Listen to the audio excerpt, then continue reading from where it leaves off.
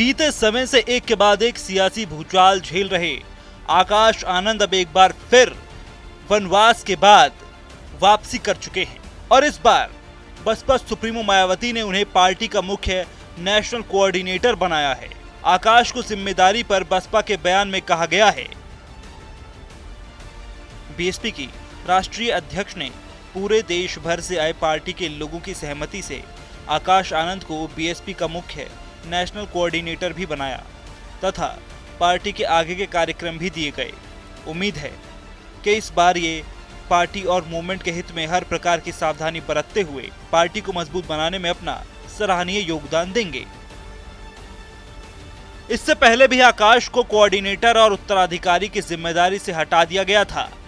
वहीं बीते 3 मार्च को भी मायावती ने नाराज होकर भतीजे आकाश आनंद को पार्टी से निकाल दिया था। हालांकि 40 दिनों के बाद ही 13 अप्रैल को माफी के बाद मायावती ने आकाश को पार्टी में वापस ले लिया।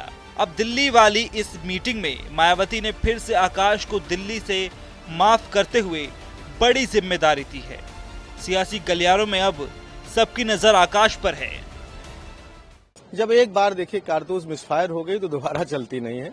सच है। रही बात बहन जी की, तो बहन जी ने बाबा साहब भीमराव अंबेडकर की, गांधी जी की विचारधारा को दीनदयाल जी की विचारधारा के सामने गिरवी रख दिया है।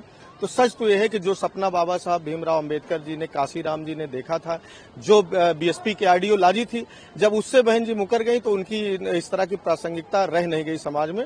वो आकाश आनंद जी को ले आए, किसी को भी ले आए, और एक बार पहले लॉन्च करके उन्होंने उसको प्रदेश ने देख लिया है। तो हमको नहीं लगता है कि बहन जी की इसका कोई फर्क पड़ेगा। और सबसे महत्वपूर्ण चीज है, जो आरक्षण के विरोध करने वाले लोग थे, जो संविधान का विरोध करने वाले लोग हैं, बहन जी ने अपनी आइडियोलॉजी को ले जाकर के वहां गिरवी रख दिया है। तो अब उनके किसी भी फैसले से बहुत ज्यादा उत्तर प्रदेश की राजनीति में फर्क पड़ने वाला नहीं।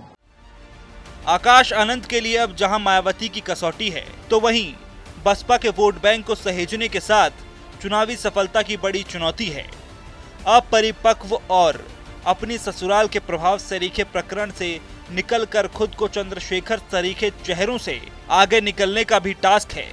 हालांकि सियासी गलियारों में एक सवाल ये भी शोर कर रहा है कि अब की बार तो परमानेंट वापसी हुई है ना।